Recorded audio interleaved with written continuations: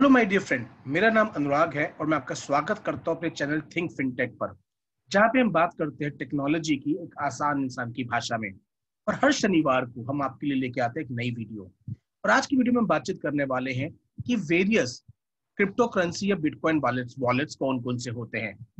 इससे पहले कि हम वीडियो की शुरुआत करें, अगर आपने अभी तक इस चैनल को सब्सक्राइब नहीं किया है तो इसे अभी सब्सक्राइब कर लीजिए and please press the bell icon, because इससे आपको हर हफ्ते जो नई वीडियो वो सबसे पहले पता लगेगी। तो चलिए आज की वीडियो की शुरुआत करते हैं। सबसे पहले बात आती है कि वॉलेट्स की रिक्वायरमेंट क्यों पड़ती है। वॉलेट्स की रिक्वायरमेंट होती है हमें किसी भी क्रिप्टो करेंसी को सेंड, रिसीव और मैनेज करने के लिए। ठीक वैसे ही जैसे कि आउटलेट की रिक्वायरमेंट होती है ईमेल को मैनेज करने के लिए। अब वॉलेट जो होते हैं वो क्रिप्टो करेंसी की रेस्पेक्टिव ब्लॉकचेन्स के साथ इंटीग्रेटेड होते हैं। तो जैसे ही कोई भी ट्रांजैक्शन होती है आपके वॉलेट के अंदर वो अपडेट हो जाती है। और वॉलेट्स की रिक्वायरमेंट होती है प्राइवेट की को स्टोर करने के लिए। प्राइवेट की होती क्या है इसके बारे में हम आगे जरूर समझने वाले हैं। अब बेसिकली वॉलेट को क्या चीज डिफाइन करती है। एक वॉलेट को डिफाइन करता है उसको प्राइवेट की को स्टोर करने का तरीका। प्राइवेट की को ऑनलाइन और ऑफलाइन दोनों तरीके से स्टोर किया जा सकता है। जो वॉलेट्स प्राइवेट की को ऑनलाइन स्टोर करते हैं उनको हॉट वॉलेट्स बोला जाता है, और जो वॉलेट्स प्राइवेट की को ऑफलाइन स्टोर करते हैं उन्हें कोल्ड वॉलेट्स बोला जाता है। ये प्राइवेट की है क्या, तो चलिए समझते हैं। किसी भी ट्रांजैक्शन को एग्जीक्यूट करने के लिए हमारे पास एक एड्रेस का, एक प्राइवेट की का और एक पब्लिक की का होना जरूरी है। की और जो एड्रेस होते हैं वो लॉन्ग स्ट्रिंग ऑफ नंबर्स और लेटर्स होते हैं जिनको क्रिप्टोग्राफिक तरीके से बनाया जाता है, उसको लाया जाता है, जनरेट किया जाता है। अब एक एड्रेस को आप बैंक अकाउंट के भांति समझ सकते हैं जिसके अंदर आप अपने क्रिप्टो करेंसीज को रिसीव करते हैं।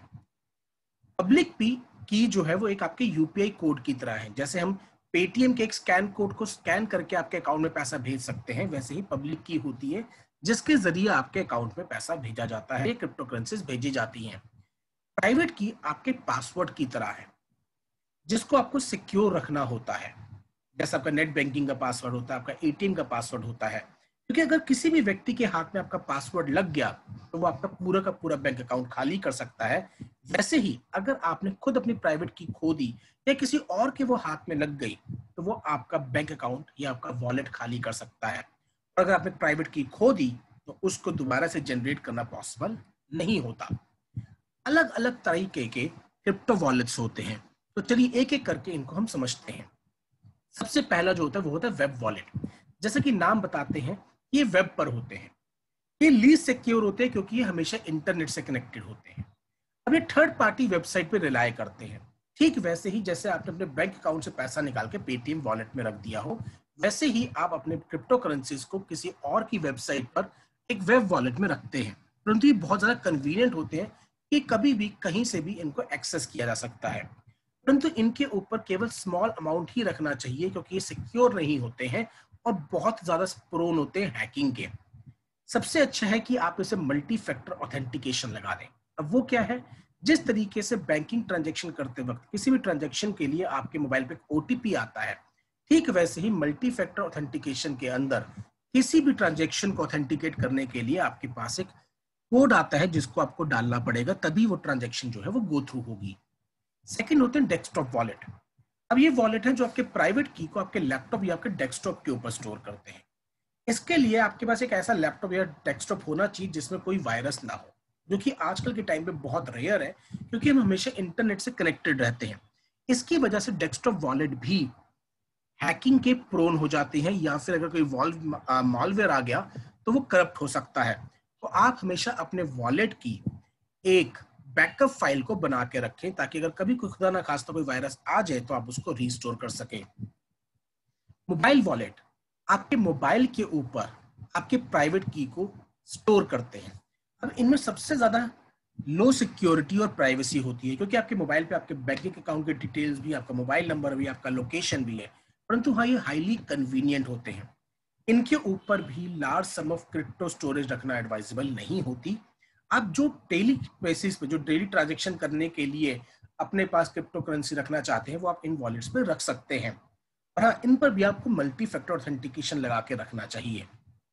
अब हम बात करते हैं ऑफलाइन वॉलेट्स की, जिनमें होते हैं पेपर वॉलेट। पेपर वॉलेट कुछ नहीं है, एक तरीके का कागज होता है जिसके ऊपर आपकी प्राइवेट की लिखी होती है या छपी होती है।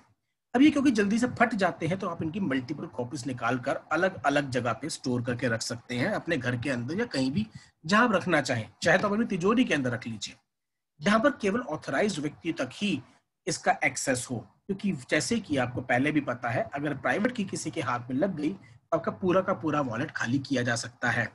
हाँ, जब भी आपको इसको यूज करना होगा तो आपको इसको किसी ना किसी डिजिटल वॉलेट के जरिए ही इस्तेमाल करना होगा। हार्डवेयर वॉलेट होते हैं वो डिवाइसेस जिनको स्पेशली डिजाइन किया गया है आपके प्राइवेट की को स्टोर करने के लिए। ये फिजिकल डिवाइसेस होते हैं और ये सुपर सिक्योर होते हैं। अगर आपने किसी ऐसे लैपटॉप के साथ भी यूज कर लिया जिसमें मॉलवेयर है, तब भी आपके क्रिप्टो करेंसी वॉलेट के ऊपर कोई इंपैक्ट नहीं पड़ेगा। और जिस तरीके से आप पेन ड्राइव को किसी भी लैपटॉप या डेस्कटॉप पर इस्तेमाल कर सकते हैं, इनको भी आप इस्तेमाल कर सकते हैं। एक ऑप्टिमम बैलेंस देते हैं सेफ्टी का और ईज ऑफ यूज का, परंतु इनको खरीदना पड़ता है और ये एक ठीक ठाक अमाउंट के आते हैं। ओनली लिमिटेशन इसकी आपको हमेशा अपनी जेब में इसको डालकर लेके चलना पड़ेगा। अगर आपको लगता है आप अपनी मेमोरी से चीजों को याद कर सकते हैं, रख सकते हैं मेमोरी में, तो ब्रेन वॉलेट आपके लिए ऑप्टिमम हो सकता है, जिसके अंदर आप एक टेक्स्ट या चूजन वर्ड्स के जरिए, सेट ऑफ चूजन वर्ड्स के जरिए एक पासवर्ड को क्रिएट करते हैं। और खुदा न खास्ता अगर आप वो भूल जाए तो आप उन चूजन वर्ड्स के जरिए उसको दोबारा से रीजनरेट भी कर सकते हैं। परंतु क्योंकि लोग ज्यादातर उन चीजों को जोड़कर अपना पासवर्ड बनाते हैं जिनको वो खुद आसानी से याद रख सके, तो उसको हैक करना बहुत सिंपल हो जाता है। और एक सर्वे भी किया गया था जिसमें ये पाया गया कि ब्रेन वॉलेट्स को बहुत आसानी से हैक किया जाता था, जबकि यूजर को लगता था उसने बहुत यूनिक ब्रेन वॉलेट अपने लिए बनाया है। तो अब एक बहुत इंपॉर्टेंट फैक्टर आता है वॉलेट्स के अंदर जिसको बोला जाता है मल्टी सिग्नेचर।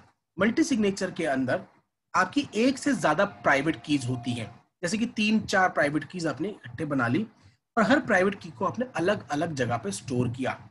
अब अगर आपको कोई भी ट्रांजैक्शन ऑथेंटिकेट करनी है तो आपको multiple number of private keys देनी होंगी। फॉर एग्जाम्पल, अगर आपके पास 4 प्राइवेट की है, उन 4 में से कोई भी 3 प्राइवेट की आपने बोला कि ट्रांजैक्शन को एग्जीक्यूट करने के लिए 3 प्राइवेट की डालनी होंगी। तो ये इससे क्या होता है कि अगर कोई भी हैकर हैक करना चाहता है तो उसको आपके मल्टीपल वॉलेट्स को एक साथ हैक करना पड़ेगा। तो इससे जो सिक्योरिटी का लेवल है वो बढ़ जाता है, ज्यादा सिक्योर हो जाती है। अब सवाल ये आता है कि आपको अपने लिए कौन से वॉलेट को चुनना चाहिए। ये चीज को हम कवर करेंगे हमारी अगली वीडियो में।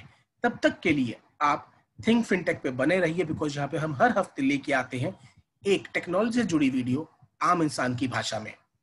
यहाँ तक सुना है तो एक लाइक तो जरूर बनता है, और अगर आपने अभी तक सब्सक्राइब नहीं किया है तो उसको अभी सब्सक्राइब कीजिए and please press the bell icon. Thank you very much. Stay safe, stay blessed.